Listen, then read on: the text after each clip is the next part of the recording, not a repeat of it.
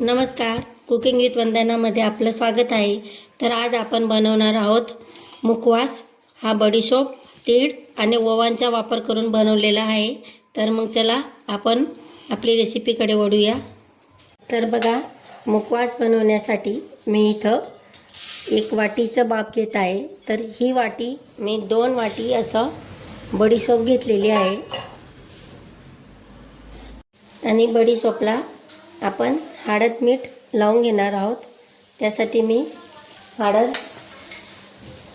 आणि मीठ घेतलेलं आहे. आणि त्यात थोडंसं शेंदा नमक घालायचं.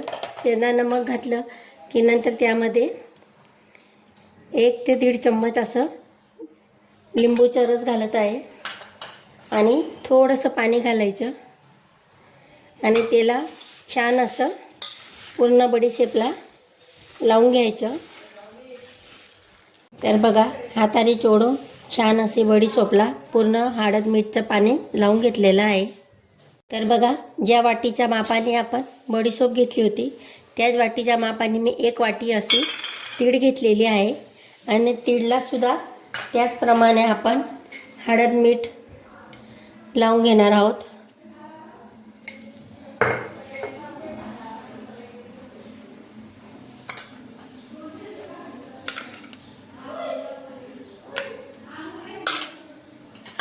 तिलासुद्धा छान असं हाताने जोडून लावून घ्यायची.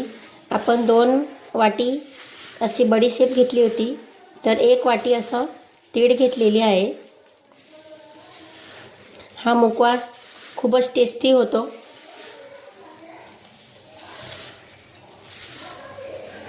तर बघा, तीळलासुद्धा मी हळद मीठ आणि लिंबूचा रस लावून घेतलेला आहे.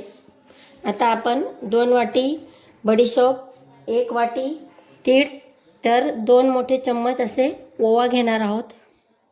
तर बघा, 2 मोठे चम्मच असे मी ओवा घेतलेले आहेत. आणि त्यालासुद्धा चिमूट असं मीठ आणि हळद, थोडंसं साधं पाणी घालायचं आणि लिंबूचा रस घालायचा. आणि हे सुद्धा आपण हाताने एकजीव असं करून घेणार आहोत. या तिघी पदार्थांना छान हळद मीठ असं लावून आता आपण याला उन्हात सुकवणार आहोत. उन्हात जर सुकवत असला तर 2 ते 3 तासात हे छान असं खणखणीत सुकेल. आणि जर तुम्ही खाली घरातच पंखाखाली सुकवणार असतील तर त्याला किमान 4 तास तरी लागतील खणखणीत व्हायला. कारण आपण त्याला पाणी लावलेलं आहे, त्यासाठी ते एकदम कोरडं करून घ्यायचं. आणि कोरडं केल्यानंतरच त्याला आपण भाजायचं आहे. तर आता मी याला उन्हात सुकून घेणार आहे. तर 2 तासानंतर आपण तिला भाजू. तर बघा, 2 तासासाठी मी कडकडीत उन्हामध्ये त्यांना सुकवून घेतलेले आहेत. ते पूर्णपणे खणखणीत झालेले आहेत.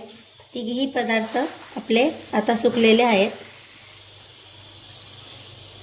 नंतर बघा, गॅसवरती कढई ठेवलेली आहे आणि कढईमध्ये अशी थोडी थोडी आपण बडीशोप घालायची आणि तिला याप्रमाणे फडक्याने असं सर्वीकडे भाजून घ्यायची. याप्रमाणे आपण जर कपड्याच्या सहाय्याने भाजली तर ती छान अशी भाजली जाते त्यासाठी.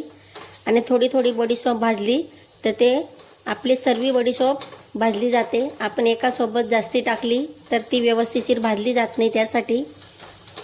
तर मी ह्याप्रमाणे आता सर्व बडीशोप भाजून घेत आहे. याचप्रमाणे बघा, आता मी सर्व बडीशोप भाजून घेत आहे.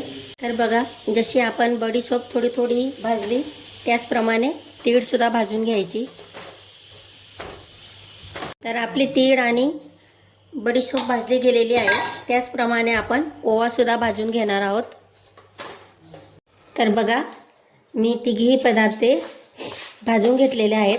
आता त्यांना मिक्स करायचा. अजून आपला मुखवास कंप्लीट झालेला नाही, तर व्हिडिओ स्किप करून जाऊ नका. त्यानंतर बघा, याप्रमाणे एका चाळणीमध्ये आपण मुखवास घेऊन घ्यायचा आणि चाळून घ्यायचा, जे करून त्याच्यात जे एक्स्ट्राचं हळद आणि मीठ असते ते निघून जातं. तर आपला मुखवास जास्ती खारसट लागणार नाही. त्यानंतर बघा, मी एका बाउलमध्ये मुखवास काढून घेतलेला आहे. आणि जे आपले रेडीमेड मुखवासमध्ये जे दाणे येतात ते आणायचे. हे नाही टाकलं तरी ऑप्शनल आहे. त्यांना आपण पण आपण हे टाकताना आपले जे बडीशोप वगैरे भाजलेलं आहे ते पूर्णपणे थंड झालेली पाहिजे, तेव्हाच टाकायचं. तर बघा किती छान असा आपला मुखवास दिसत आहे. तुम्ही अर्धा किलो 1 किलो असा सुद्धा हा मुखवास बनवून ठेवू शकता. 6 महिन्यापर्यंत या मुखवासला काही होत नाही.